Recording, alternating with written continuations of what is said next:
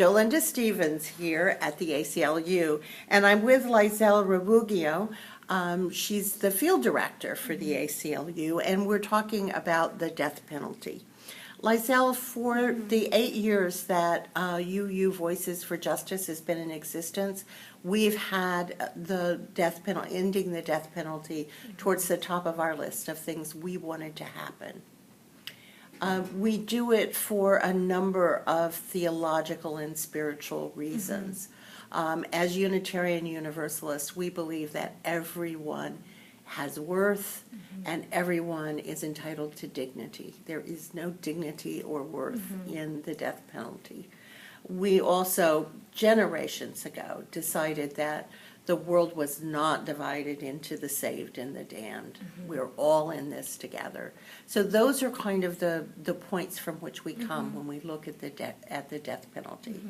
And it looks like we have a better opportunity to abolish the death penalty now than we've had ever, or in a very long time, because Governor Inslee decided on a moratorium last spring and boosted a conversation. So tell me, what are the major policy points around abolishing the death penalty? Well, thank you for having me here, and I'm glad that your community is really committed to ending the death penalty in Washington. So as far as the policy arguments, I would say first and foremost, the death penalty just costs too much money. It costs a lot more than life without parole. Replacing the death penalty or ending the death penalty would save counties about $2 million per year, because it's the counties that are responsible for actually paying for the most expensive parts of the death penalty process. It includes prosecution, defense, expert witnesses. There are also additional savings in the cost of appeals. Counties can save between $300,000 to $400,000 per case through this appeals process. Also, the death penalty is just not cost effective. Of all the cases that have been tried and individuals who have been convicted of death since the reinstatement of the law in 1981, about 80% of those cases have been overturned and have not reached the final disposition of death. So counties are just spending all this money, and the death is not, a death sentence is not actually carried out in 80% of those times. It's important to have these safeguards that are provided by the appeals process, because we don't want to risk anyone being executed if they are innocent. Because the reason why the death penalty is so expensive is because state and local governments really need to use extensive resources during investigation and prosecution to ensure that innocent individuals aren't sent to death row, and that's through this appellate review. Resources are much better spent to protect public safety and also to support murder victim family members. There are a number of family members who are supporting the campaign and who do support repeal because they see the importance of, and they value spending money elsewhere, supporting cold case units to be reopened, providing social services to families who have lost loved ones, for example, like counseling. And I should mention that not all family members are on the same page. There's a very diverse collection of opinion on the death penalty among family members. We're very fortunate to be working with quite a handful of family members who support repeal. And I would say, finally, the death penalty is applied unevenly and unfairly in Washington. If you look at the individuals who are on death row today, more than half of them committed a single murder. And if we look at individuals like Gary Ridgway, who killed 49 women and who didn't get death, and he got life without parole, you can see that it's not applied fairly. But also, if we look at individuals' income level, that has an impact on whether or not prosecutors seek death. Also, where the crime occurred has an impact on whether death is sought. Because again, counties are the local entities that are responsible for paying for most of the costs for a death sentence or a death case. We can look at Clallam County. A Clallam County administrator actually said, if we had a death penalty case and had to pay $1 million in legal costs, we'd go bankrupt. That was a quote. You can find it in this great editorial piece by Jonathan Martin with the Seattle Times. Last year, Clallam County spent $1 million on the retrial of Darrell Stenson, and he was initially sent to death row in 1994. So after spending the $1 million and 2 months into the process, the Clallam County prosecutor decided to not seek death in the retrial. And if we look at what's happening in King County, as of this month in October, the Carnation killings case is almost at the $12 million mark, which was what was spent in the investigation and trial against Gary Ridgway. So those are the top policy reasons for ending the death penalty, and lawmakers are really listening to those reasons. Something really to think about. Thank you. So tell me, why should we focus on the death penalty this particular coming year? Well, there's a national tide towards repeal.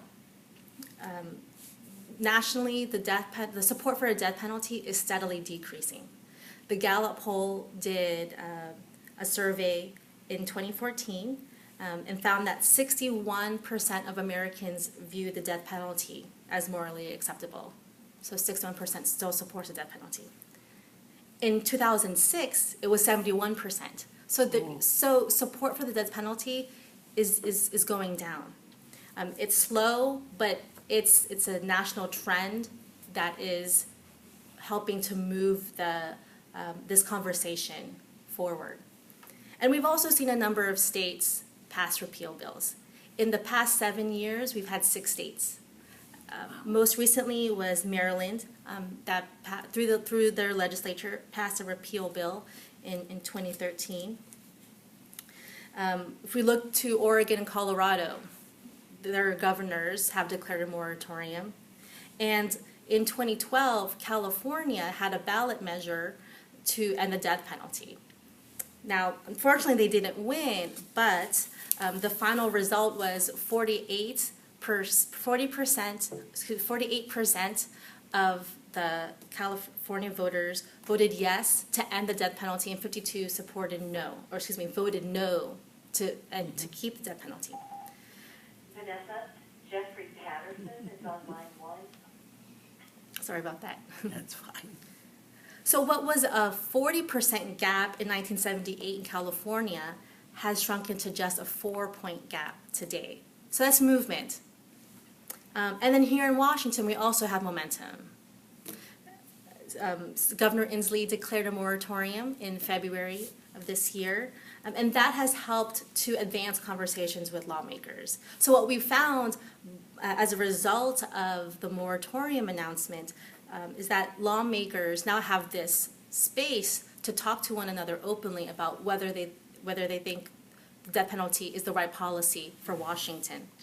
And then shortly after Governor Inslee's announcement, two former DOC officials wrote a guest editorial piece in the Seattle Times. Excuse me, and DOC is Oh, what? I'm sorry. Shortly after Governor Inslee's moratorium announcement, 2 former Department of Correction officials wrote a guest editorial in the Seattle Times expressing their support for the governor's actions. So that was former Department of Correction Secretary Eldon Vail and former prison director Dick Morgan. And the ACLU, along with other campaign endorsers, continue to have conversations with lawmakers and making sure that we get the right people to join those discussions. For example, we're working closely with Department of Corrections officials, law enforcement, judges, prosecutors, murder victim and family members who support repeal, and to get them to have one-on-one conversations with lawmakers. So it's finding individuals who you might think wouldn't be on the team for repeal, but actually are, and getting them to have an opportunity to share their story with lawmakers, it has been really effective. And having those supporters really help gain bipartisan support. And we certainly can't win this fight without bipartisan support. So how can Unitarian Universalist Voices for Justice and Unitarian Universalists, how can we influence it? What sort of impact can we have on this? Well, this is an effort to get legislators to abolish the death penalty, and we think there's an actual chance of this because lawmakers are getting increasingly aware of the high cost of the death penalty, but also the shifting perception by the public. And their lawmakers are getting to the point where they may feel like a vote against the death penalty won't come with a political price tag, but they can have the space where they can vote their conscience. So there are a few ways we would love for your community to help with this campaign. One is with the legislation itself.